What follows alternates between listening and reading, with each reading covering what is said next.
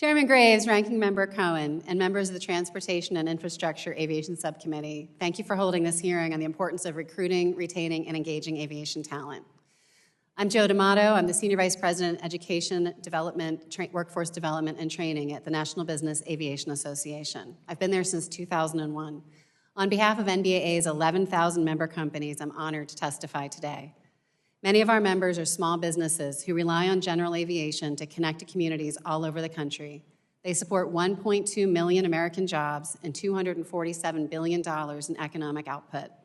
Thanks to the leadership of this committee, we have all welcomed the strong bipartisan FAA reauthorization to ensure America can lead in fostering the future of the aviation workforce.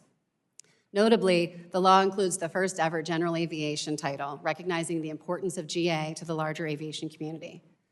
I'm also honored to testify today as a member of the Youth Access to American Jobs and Aviation Task Force, which sunset in 2022. As someone who wanted to be a pilot since she was 8 years old, the opportunity to serve on the task force resonated with me. I grew up in South New Jersey, and no one in my family was connected to aviation. My high school guidance counselor did not know how to advise me on an aviation career path. As a teen, I was the only young woman learning to fly at my local airport. Because of my gender, I was not permitted to fly all of the flight school's airplanes. Because of my gender. I can't believe I still hear stories like this, and I'm hopeful we can bring about some real change with this bill. I'm also the proud mom of 2 teenagers pursuing aviation as their career paths. My husband, an airline captain, and I know their future success and that of their peers means that aviation needs a diverse, dynamic, and engaged workforce to help it continue to thrive in this country. And despite the high demand, multiple challenges exist as barriers to those who want to embark on an aviation career path. The FAA reauthorization bill will help remove barriers for those seeking aviation careers while expanding the aviation workforce pipeline. It mandates that the FAA implement key strategic recommendations from the Women in Aviation Advisory Board and the Youth Task Force to address these challenges.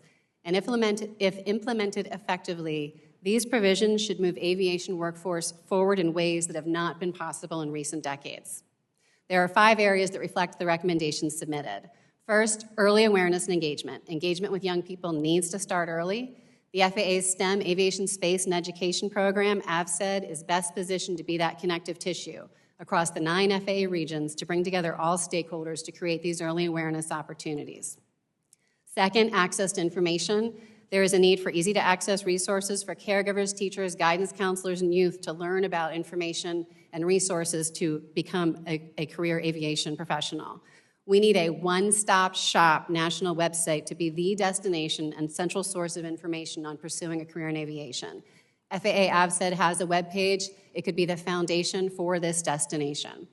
Third is collaboration. The bill calls for a national strategic plan for aviation workforce development, key to meaningful progress, a connected career pathway that draws students into aviation and aerospace all across the United States. There are so many examples of national aviation associations addressing workforce with their own initiatives: EAA, Women in Aviation, OBAP, GAMA, AOPA, and NBAA. Together with the FAA, they have the potential to create an entire journey for an individual. The financial hurdle. We know cost is one of the greatest barriers to entry. The workforce development grants that were established in 2018 for pilots and aviation maintenance technical workers have been expanded with the reauthorization in 2024 to include manufacturing technical workers and 20% grants for the Willa Brown Aviation Education Program. And finally, and one of the hardest to change, the barrier is culture.